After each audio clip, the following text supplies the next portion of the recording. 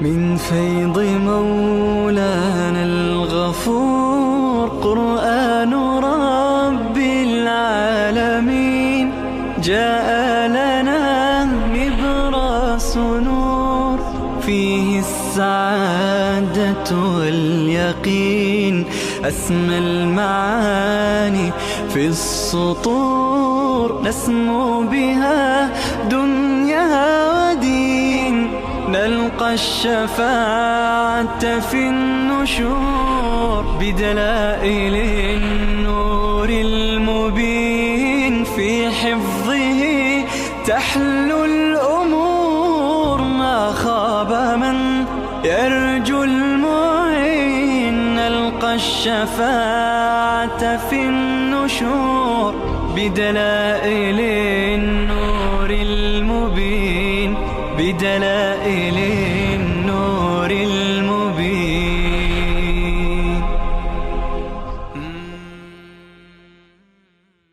أعوذ بالله من الشيطان الرجيم.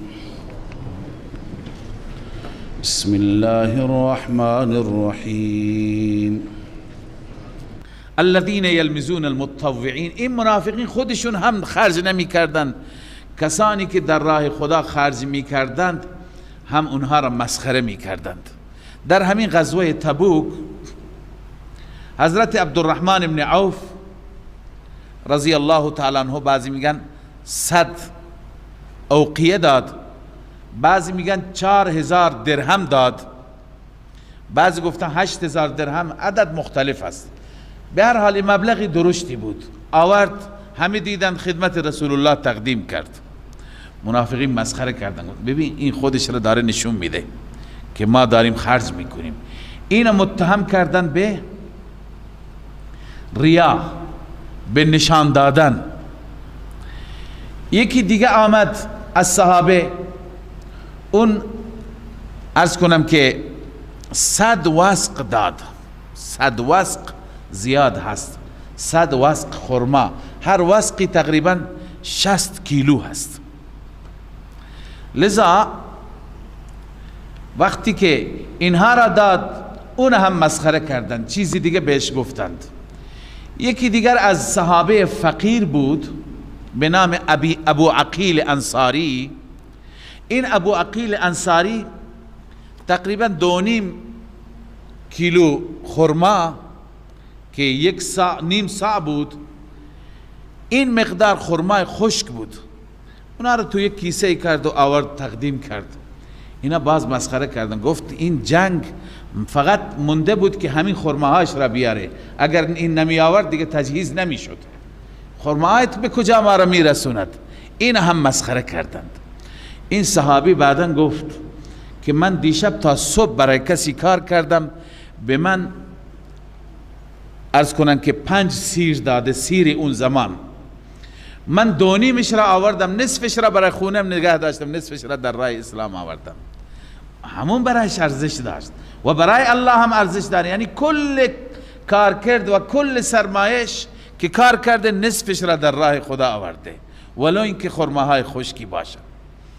لذا الله اینقدر پسندید، اینقدر اخلاص اینها را و خلوص دل اینها را الله پسندید که منافقین را الله سرزنش کرد، شما چرا این بندگان مرا مسخره میکنید؟ الله می فرماید الذین یلمزون المتطوعین من المؤمنین، آنانی که طعنه میزنند، عیب جویی میکنند در آن مؤمنینی که تطوع میکنند، صدقه میکنند. المتطوعین فی الصدقات، صدقات نفلی میدن. والذین لا یجدون الا جهدهم، و همچنین طعنه میزنند، مسخره میکنند آن مخلصینی را که لا یجدون، نمیابند، الا جهدهم، مگر به اندازه توان و جهد خودشان، توان خودشون. 2 کیلو خرمای خشک است، توانش همینه. فیسخرون منهم، الله می فرماید اینها به این مخلصین مسخره می کنند. سخر الله منهم، الله نتیجه مسخره را به اونها میده. سخر الله منهم، خدا اونها را مسخره میکنه به این معنی که جزای مسخره را بهشون میده. جزای مسخره چیه؟ ولهم عذاب علیم، برای آنان عذاب دردناک است، عذاب بسیار دردناک. و الله عزوجل حتی به پیغمبرش میگه این منافقین که مخلصین را چنان تمسخر میکنن، دین خدا را و رسول خدا را، ای پیامبر حتی اگر شما برای اینها استغفار رو بطلبید، از خدا معافی بطلبید، خدا اینها را نمی بخشد. استغفر لهم او لا تستغفر لهم، الله می فرماید که استغفر لهم، برای اینها مغفرت بخواه، او لا تستغفر لهم، یا مغفرت نخواه، سواء علیهم، برابر است، چه بخواهی چه نخواهی. ان تستغفر لهم 70 مرة، اگر شما استغفار بطلبید برای آنان 70 مرتبه، 70 مرتبه. پس من قبلا خدمت شما عرض کردم که عدد 70، عدد 100، این اعداد کنایه از کثرت هستند. 70 یعنی زیاد، کنایه از کثرت هستند. این که رسول اکرم صلی الله علیه وسلم می فرماید من در هر روزی 70 بار استغفار می خوانم، یا در روایت دیگه 100 بار استغفار می خوانم، منظور این نیست که 70 تا، نه 71 تا، نه 69 تا، 100 یعنی 101 نه، بلکه کثرت زیاد. این عدد کنایه است از کثرت. این که مثلا می آید بنده استنباط کردم که بنی اسرائیل در یک روز 70 پیغمبر کشتند یا 70,000 پیغمبر شهید کردند، اینم کنایه از کثرت است، یعنی خیلی زیاد. پس این اعداد برای عدد خاصی مشخص نیستند، کنایه هستند از کثرت. یعنی به کثرت اگر ای پیغمبر شما برای اونها مغفرت بطلبید، فلن یغفر الله لهم. حتی رسول الله به حضرت عمر رضی الله تعالی عنه گفت که اگر من میدونستم بیشتر از این بخوانم برای اینها مغفرت بطلبم خدا میبخشد، بیشتر کردم، چون رسول الله صلی الله علیه وسلم نسبت به این امت رؤوف بود، مهربان بود، دلش میخواست همه نجات بیابند، ولی الله عزوجل بندگان خودش را بهتر میشناسد. لذا الله میفرماید ذالک بانهم، این علت است، علت عدم مغفرت. ذالک بانهم کفروا بالله و رسوله، این به سبب این است که آنان کفر کردند به خدا و رسول خدا، انکار کردند، در دل اینها ایمان و اعتقاد ندارند. والله لا یهدی القوم الفاسقین، خداوند چنین قوم فاسقی را هدایت نمی کند، چنین قومی که از دین خارج هستند. فرح المخلفون بمقعدهم خلاف رسول الله و کرهوا ان یجاهدوا باموالهم و انفسهم. اینجا زجر و سرزنش است باز هم بر تخلف منافقین. عرض کردم تقریبا تا اواخر این سوره بحث تبوک است، جریان تبوک است. مخلفون به اون منافقین میگویند که خودشون را از جنگ عقب کشیدند، به جنگ نرفتند، بعداً شادمان در خانه هایشون در مدینه طیبه ماندند، هوا خیلی گرم بود و حتی به دیگران میگفتند نرید زیاد گرمه، شما چطور طاقت میارید گرما را؟ الله عزوجل جواب دندان شکنی داد. الله فرمود آتش جهنم گرمتره. اگر هوای تبوک گرمه، رفتن به سوی تبوک گرمه، آتش جهنم گرمتره. لذا این گرچه برای منافقین گفته شده موضوع جهاد است، اما خیلی احکام را ما هم عذر میاریم، عذر گرمی میاریم. بعضی ها روزه نمیگیرن، میگه گرمه. لذا برای اونها هم همین جواب. باید انسان از گرمی سختتری و شدیدتری انسان خودش را برهاند. دین اسلام دین تکلیف است، انسان مکلفه، باید برداشت بکنه هر چی که از طرف الله عزوجل است. الله می فرماید فرح المخلفون، خوشحال شدن مخلفون. فرح به معنی خوشحالی هم است، به معنی غرور هم است. آنهایی که از جنگ عقب ماندند، به مقعدهم خلاف رسول الله، خوشحال بودن به نشستن اینها خلاف رسول الله، که رسول الله به تبوک رفت و اینها در جهت مخالف نشستند. و کرهوا ان یجاهدوا باموالهم و انفسهم، نپسندیدند این که جهاد کنن با مال و جانشان به دلیل کفر و آرام طلبی. اینا آرام طلبی را دوست دارن، کفر را دوست دارن، با مال و جانشان در راه الله. این مرضشان هست، ضلال، مرض اول، خودشون گمراه بودند. و قالوا لا تنفروا، مرض دوم است اضلال، یعنی دیگران را هم گمراه کردند. و قالوا لا تنفروا فی الحر، آنان به دیگران گفتند در حر نرید، در گرما نرید، نروید که گرم هست. الله می فرماید قل نار جهنم اشد حرا، به آنان بگو که آتش جهنم سخت‌تر است از نظر گرما. لو کانوا یفقهون، کاش میدانستند، کاش میدانستند که جهنم سخته. اینها نشستن تو خونه هایشون قهقه میکنند، میخندند، مسخره میکنند که بقیه رفتن ما نرفتیم. فلیضحکوا قلیلا، باید کم بخندند، اینقدر زیاد نخندند. ولیبکوا کثیرا، زیاد گریه کنند. یکی اینه که فلیضحکوا قلیلا انشاء هست به معنای خبر، انشاء یعنی امر است، به معنای خبر است. خدا داره خبر میده اینا این همه میخندند، الله داره پیش بینی میفرماید، پیشگویی میفرماید که خنده های اینها که اینجا اینقدر میخندند در مقابل اون گریه ها که آخرت میکنند خیلی کم است. امر هست، دستور هست، ولی به معنای خبر است.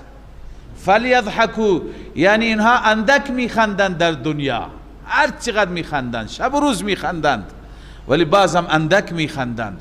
ولیبکوا کثیرا، اونا زیاد گریه میکنند، چون اونجا به بلای گرفتار میشن که شب و روز آه و ناله و زاری هست. جزاء بما کانوا یکسبون، این جزا و پاداششان هست، کیفر اعمالشان هست. بما کانوا یکسبون، به سبب آنچه که کسب کردن. چی کسب کردن؟ کفر، نفاق، تخلف الجهاد.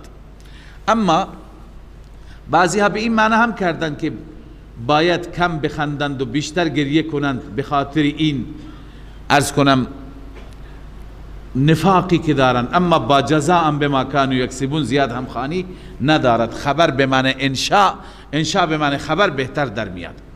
فإن رجعك الله إلى طائفة منهم فاستأذنوك للخروج، از این به بعد معامله با منافقین را الله عزوجل مشخص کرد که ای حبیب من، اگر شما برگشتید و باز برای معرکه دیگه، برای جریان دیگه میخواستید برید، اینها وقتی که میخواستن با شما بیایند اجازه ندید به اینها را دیگه با خود همراه نبرید.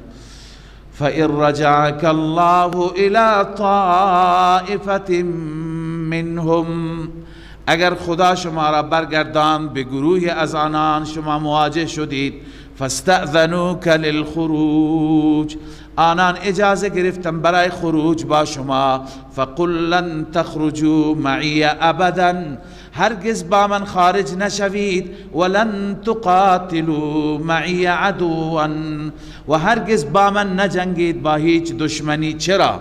دلیل انکم رضیتم بالقعود، همانا شما راضی شدید بالقعود، بنشستن مثل زنها، اول مرت، بال اول اون وقت که وقت تبوک بود، لذا از این به بعد اجازه نداری با ما بیایید. فقعدوا مع الخالفین، با خالفین، اینایی که پشت سر میمانند با اینها بشینید.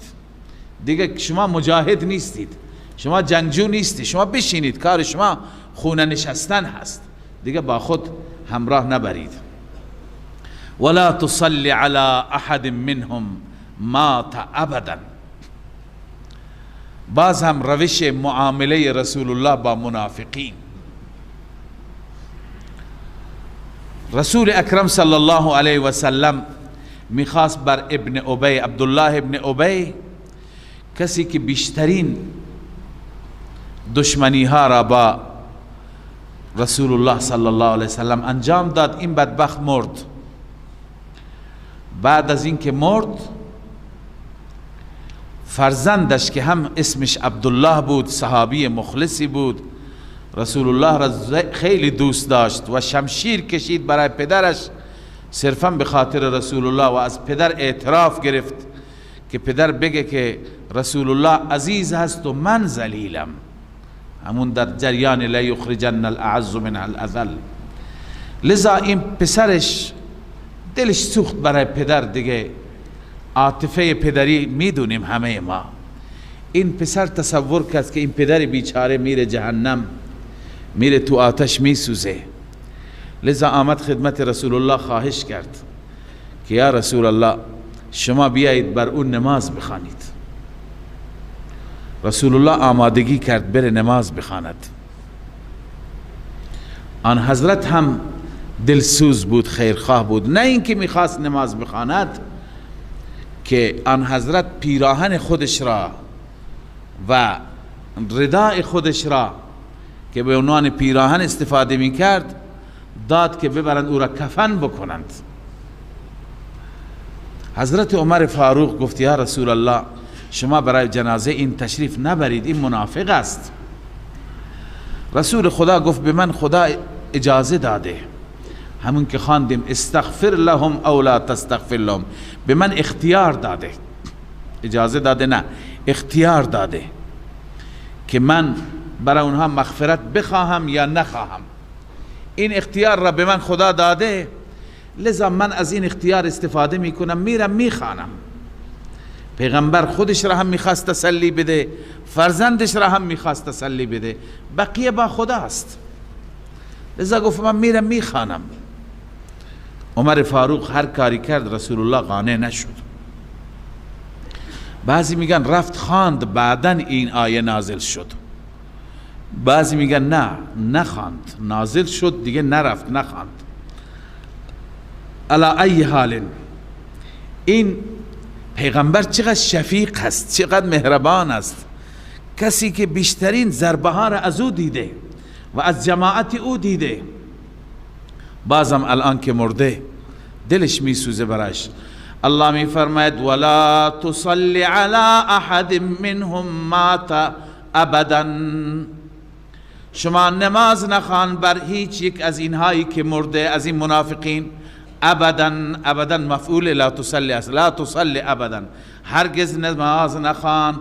ولا تقم علی قبره، بر قبرش نایست. ولا تقم علی، بر قبر چرا می ایستند؟ برای دفن کردن و استغفار، دعا خواستن. بسیاری امروز میگن که دعا بعد از دفن ثابت نیست. دعا بعد از دفن، رسول اکرم صلی الله علیه وسلم هم دعا کرد برای کسی که او را دفن کردند. درسته اون پرسه و تعزیه اونجا دعا ثابت نیست، دعا هست اونجا هم ثابت هست، اما بدون دست بلند کردن. پیغمبر همینطور دعا کرد خداوند مرده شما را ببخشد، خداوند غریق رحمت کند، خداوند در بهشت جای بدهد، خداوند دار آخرتش را از دنیایش آبادتر بکند. اونجا هم دعا کردن برای تسلی، اما دست بلند نکردند. اما اینجا بر قبر چرا می ایسته؟ از اینجا از اشاره این آیه معلوم میشه که پیغمبر می ایستاد که برای مرده استغفار میخواست از خدا، مغفرت میخواست، دعا میکرد. پس این نیست که بگیم هر جا دعا نیسته، نه، خیلی جاها دعا ثابت است. لذا الله می فرماید ولا تقم علی قبره، برای دفن و استغفار بر قبرش نایست. چرا؟ انهم کفروا بالله و رسوله، همانا آنان کفر کردن به خدا و رسول خدا، و ماتوا و هم فاسقون، آنان مردن در حالی که فاسق بودند، یعنی خارج از دین کافر بودند. لذا این که کافر است برای او نباید نماز بخوانی. ولا تعجبك اموالهم و اولادهم، باز تخویف دنیوی، اینا که مال و ثروت و همه چیز منافقین دارند و به اصطلاح شکوه و عظمت دارند، الله اینها را آخر به روز سختی گرفتار می کند. شما را در تعجب واقع نکند مالشان و اولادشان. انما یرید الله ان یعذبهم بها فی الدنیا، جزی نیست که الله می خواهد به وسیله همین مال آنان را عذاب بده در دنیا. و تزهق انفسهم و هم کافرون، روحشان تزهق انفسهم، جانشان را بگیرد، روحشان را بگیرد در حالی که کافر باشند. یعنی وقتی که مغرور مال باشه، بلا نسبت مست مال باشه، این تا آخر دیگه در همون مسیر هست، آخر با کفر میمیرد. و اذا انزل سوره ان آمنوا بالله، این منافقین را بار بار دعوت میدادن به سوی ایمان، به سوی جهاد. اما و اذا انزل سوره ان آمنوا بالله، هرگاه سوره نازل میشد که ایمان بیاورید به خدا، و جاهدوا مع رسوله، با رسولش جهاد کنید. استأذنک اولو الطول منهم، اونایی که قدرتمندند، اونایی که توان دارند، اونها از شما اجازه میگیرند ای پیغمبر، در حالی که توان مالی هم داره، توان جانی هم داره. و قالوا ذرنا نکن مع القائدین، میگویند ما را بگذارید با همین هایی که تو خونه ها نشستند با اونها بشینیم. الله میفرماید رضوا بان یکونوا مع الخوالف، اینا راضی هستند که بشینند با خوالف، باشند با خوالف. خوالف جمع خالفه هست، یعنی زنهای خانه‌نشین، النساء المتخلفات عن الجهاد، اون زنهایی که پشت سر ماندن، نتونستند. بعضی از زنها هم به جهاد میرفتند برای خدمت، لذا با اونها میخوان بشینن. و طبع علی قلوبهم، بر دلشان مهر زده شده، فهم لا یفقهون، اینها نمیفهمند، حق را متوجه نمیشن. خب بعد از این سرزنش که برای منافقین بود، مجدد بشارت است برای مؤمنین. الله می فرماید لکن الرسول والذین آمنوا معه، اما رسول خدا و آنانی که ایمان آوردن با رسول الله، آنانی که از ته دل با خلوص ایمان دارند، جاهدوا باموالهم و انفسهم، آنان با مالشان با جانشان جهاد میکنند در راه الله. و اولئک لهم الخیرات، این گروه برای آنهاست خیرات، تمام خوبی ها، تمام محاسن، خوبی های دنیا و آخرت برای آنهاست. و اولئک هم المفلحون، این افراد رستگار هستند، افراد کامیاب هستند. اعد الله لهم جنات، این بیان خیرات است که اونها چه خیری خدا برایشون آماده کرده. اعد الله لهم جنات، آماده کرده الله برای آنان جناتی که تجری من تحتها الانهار، جاری هست از زیر درختان و کاخاش نهرها، خالدین فیها، همیشه در آن جنات ماندگارن. ذلك الفوز العظیم، این رستگاری عظیم است. این آیت بفرمایید از اشاره این آیه ما استنباط میکنیم، استدلال میگیریم که خاتمه اصحاب رسول الله صلی الله علیه و سلم با ایمان بوده، برخلاف اونه که بعضی متاسفانه میگویند از ایمان برگشتن، از دین برگشتن، گروه اندک ایمان. نه خیر، خاتمه ایشان قرآن میگه با ایمان بوده. چطور؟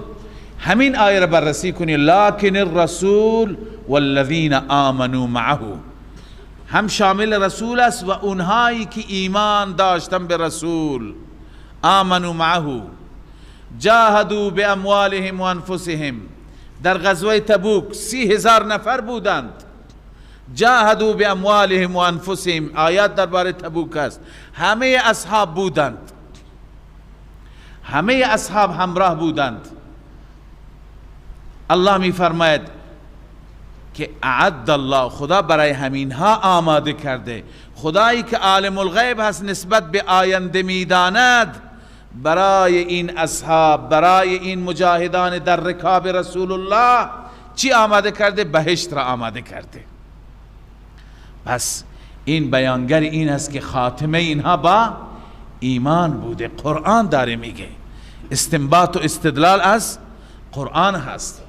و جاء المعذرون من الاعراب لیؤذن لهم، بعض هم زجر بر گروه دیگر از منافقان، اعرابی ها، چون که نفیر عام وقتی که شد، اعلام شد همه به تبوک میریم، هم مدینه، اطراف مدینه. بعضی از اعرابی ها بودند، بعضی از روستایی ها بودند که آمدند.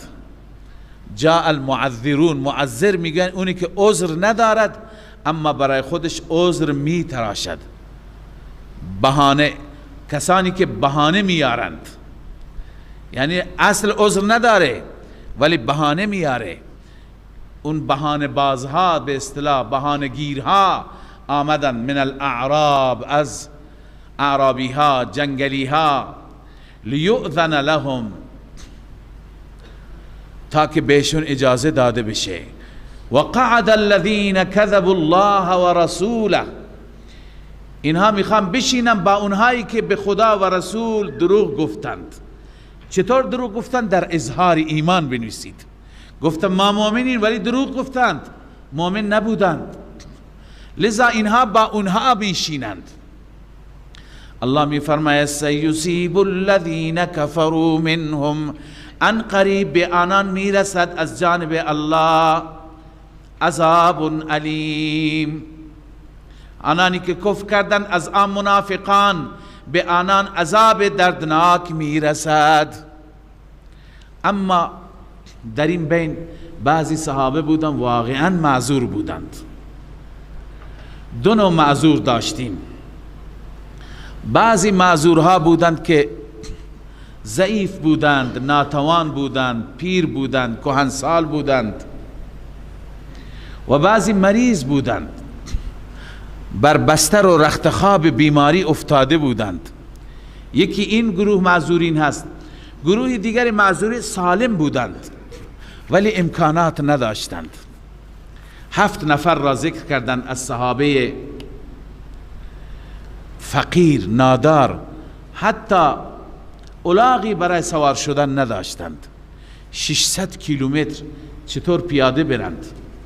لذا آمدن و منتظر شدند تا به اونها سواری مرکبی گیر میاد. خدمت رسول الله در مسجد النبی بودند. هرچی که صحابه می آوردند، اسب می آوردند، شتر می آوردند، رسول الله تقسیم می کرد بین کسانی که باید بروند و میداد تا بروند. اینها آخر تقسیم شد، برای این 7 نفر چیزی نماند. اینها گریان برگشتند، چشمشون اشکبار شد و دلشون سوخت که اینها نداشتند به این جنگ همراهی بکنند، در کنار رسول الله باشند.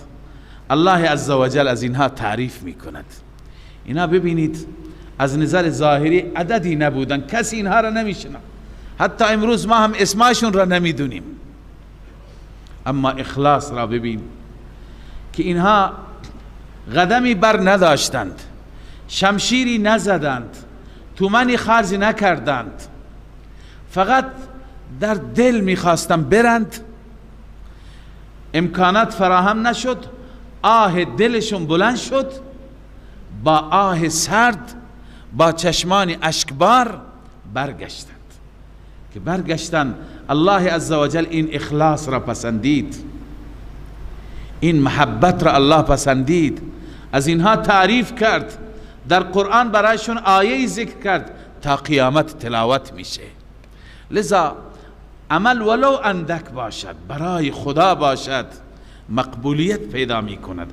الله می فرماید ولا لیس علی الضعفاء، نیست بر ضعیفان، آنانی که ضعیف هستند، ولا علی المرضى، و نیست بر مریضان، ولا علی الذین لا یجدون، و نیست برای آنانی که نمیابند ما ینفقون، آن چیزی که خرج کنند در راه خدا، نیست برای اینها حرجی در نشستن، برای اینها حرجی و مشکلی نیست که در خانه هاشون بسینند. اذا نصحوا لله و رسوله، زمانی که اینها ناصح دین خدا و رسول باشند، خیرخواه باشند. ما علی المحسنین من سبیل، الله می فرماید نیست بر این مخلصان هیچ نوع عتابی. سبیل به معنی عتاب، سرزنش، راهی برای سرزنش اینها نیست، اینها معذورند. والله غفور رحیم، الله نسبت به اینها غفور و رحیم است. اینا زیاد بودن، اینا که نتونستند، همه را الله ذکر کرد. اما اونهایی که بعداً آمدن 7 نفر بودن، اینا آمدن خدمت رسول الله، گفتن یا رسول الله ما تمنا داریم همراه بشیم. رسول الله فرمود صبر کنید. صبر کردند، منتظر، روزها طول کشید، آخر چیزی گیرشون نیامد، گریان برگشتن. الله اینجا اونها را ذکر می فرماید ولا علی الذین اذا ما اتوک، و نیست بر آنانی که وقتی که پیش شما آمدند، لتحملهم، تا که آنها را حمل کنی بر سواری، تا که به اونها مرکب بدی، سواری بدی. قلت لا اجد، تو ای محبوب من، ای پیغمبر من گفتی لا اجد، من نمیابم، سواری نیست که به شما بدم. لا اجد ما احملکم علی، نمیابم آنچه که شما را حمل کنم بر آن. اینا چی کار کردن؟ تولوا، الله می فرماید اینها برگشتند. و اعینهم تفیض من الدمع، چشمایشان جاری بود از اشک، از چشمایشان اشک جاری بود. چرا؟ حزنا الا یجدوا ما ینفقون، از غم این که نیافتند آن چیزی که خرج کنند در راه الله. دلشون جوش میزد که ما نداریم در راه خدا خرج کنیم، لذا که نداشتند حسرت میخوردند. گاهی حسرت و آه کشیدن، گاهی حسرت و آه کشیدن انسان را به جای میبرد که کسی که صاحب همون توفیق هست هم به اونجا نمیرسد. گاهی افرادی را میبینیم که الله بهشون داده، در راه الله خرج میکنند. شمایی که ندارید، شما میبینید اون چه نیکی میکنه، چقدر خرج میکنه، آهی میکشی. چرا آه را میکشی؟ این در دل این تمنا را پیدا میکنی کاش من هم این توفیق را داشتم. امکان داره این آه تو به جایی برسد که خرج او نرسیده. در بعضی از واقعات آوردند که یک شخصی خیلی پایبند نماز بود، یک آدم ساده ای بود. یک روزی دوان به نماز جماعت آمد، به نماز جماعت آمد تا در مسجد رسید، نماز تمام شد. نماز که تمام شد گفت آه، یک آهی کشید از ته دلش سوخت، به جماعت نرسید، خیلی بر او سخت شد. باید مؤمن اینطور باشد، هر نیکی از او فوت شد باید دلش درد بگیرد، لذا آه کشید. میگوی یک صاحب حالی بود در همین مسجد که او دید این آهش به کجا رسید، او شنید این آه را که از اعماق دل هست، و او متوجه شد که فوراً آمد از مسجد بیرون. گفت این کی بود که آه کشید؟ گفت این آقا بود. گفت من آماده ام با تو معامله بکنم. گفت چه معامله میخوای بکنی؟ گفت این نمازی که من با جماعت خواندم ثوابش را به تو میدم، همین آهی که از تو در آمد اینا به من بده. اون گفت که نه من معامله نمی کنم. اونم متوجه شد که این آه به پیش خدا رفت. لذا اینها نداشتند، آه کشیدند، اینها دلشون درد گرفت. لذا الله تعریف میکنه. الله که تعریف میکنه معلومه چه اخلاصی در اون دل بود، چه محبتی. الله میفرماید تولوا و اعینهم تفیض من الدمع. آنها برگشتن چشمانشان اشک میریخت. چرا؟ حزنا الا یجدوا ما ينفقون. از این غم که آنها نیافتند خرج کنند در راه الله، مالی را که خرج کنند. لذا الله میفرماید بر اینها عتاب نیست، اینا ملامت نیستند، اینا بندگان خوب منند. ملامت چه کسانی هستند؟ انما السبیل علی الذین یستأذنونک وهم اغنیاء. جزی نیست که عتاب و سرزنش بر اون کسانی هست که از تو اجازه میگیرند در حالی که اغنیا هستند، توانگرند، هم توان جسمی دارند هم توان مالی دارند. اینها اجازه میگیرند، بهانه های پوچ میارند. الله میفرماید رضوا بان یکونوا مع الخوالف. دوباره تکرار شد این آیه، یک بار تکرار شد. اینا راضی هستند به اینکه بمانند با خوالف، با زنهایی که در خانه ها مینشینند. اما بعضی گفتن این تکرار برای تأکید است، بعضی گفتن نه تکرار هم فایده داره. اون اولی در رابطه با تبوک بود خاصتا، اون اولی عام بود و این در رابطه با مخصوص تبوک است. اون برای هر کسی که از جهاد تخلف می کند، خودش را عقب می کشد از راه خدا، برای هر اون فرد بود که اون صفت را داشته باشد. اما این خاص کسانی که از تبوک ماندند. رضوا بان یکونوا مع الخوالف. اینها راضی شدن با زنهای که پشت سر ماندند بمانند. و طبع الله علی قلوبهم. الله بر دلهای اینها مهر زده. فهم لا یعلمون. اینها هیچ وقت نمیدانند، حقیقت را متوجه نمیشوند. صدق الله العظیم. الله ما را از نفاق و صفات اهل النفاق حفاظت بفرماید. الحمد لله، الحمد لله رب العالمين، والعاقبة للمتقين، والصلاة والسلام على سيدنا سيد الأنبياء وخاتم النبيين وعلى آله وأصحابه أجمعين. اللهم ما أصبح بي من نعمة أو بأحد من خلقك فمنك وحدك لا شريك لك، فلك الحمد ولك الشكر. اللهم صل على سيدنا وحبيبنا ومولانا محمد وعلى آل سيدنا وحبيبنا ومولانا محمد وبارك وسلم. ربنا لا تؤاخذنا إن نسينا أو أخطأنا. ربنا لا تؤاخذنا إن نسينا أو أخطأنا. ربنا ولا تحمل علينا إصرا كما حملته على الذين من قبلنا.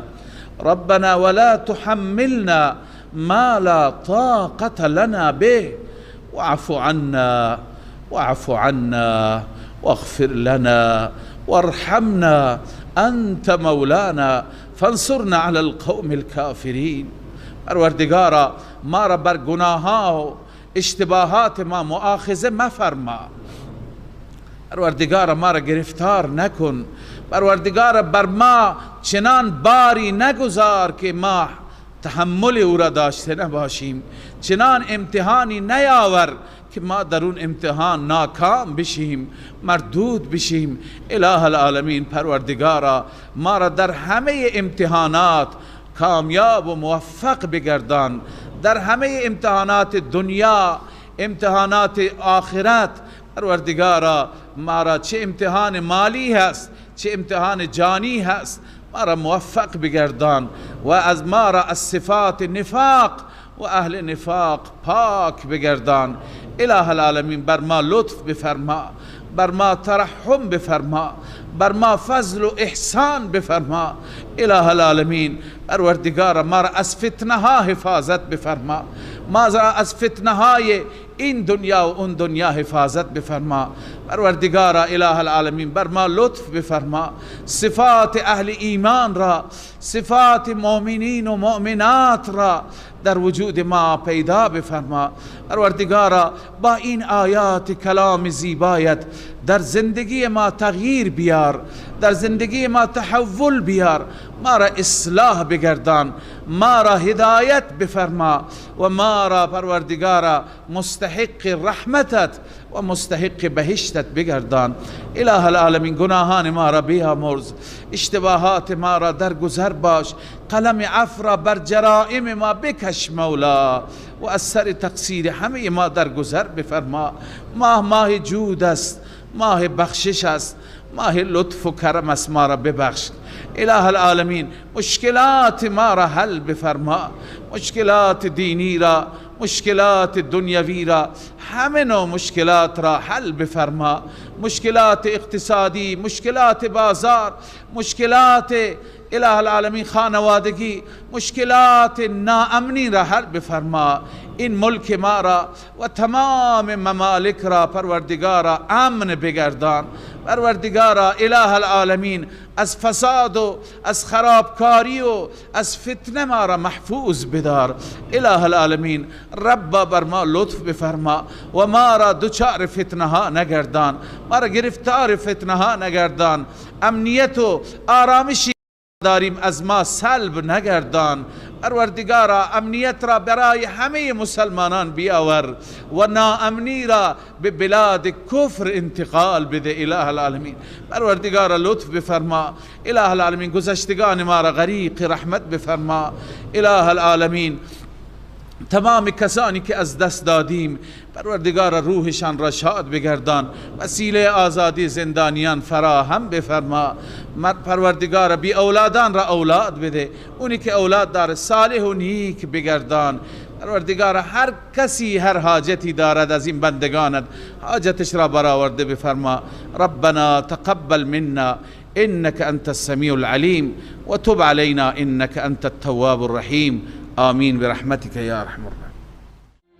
من فيض مولانا الغفور قرآن رب العالمين جاء لنا نبراس نور فيه السعادة واليقين أسمى المعاني في السطور نسمو بها دنيا ودين نلقى الشفاعة في النشور بدلائل النور المبين في حفظه تحلو الأمور ما خاب من يرجو المعين نلقى الشفاعة في النشور بدلائل النور المبين بدلائل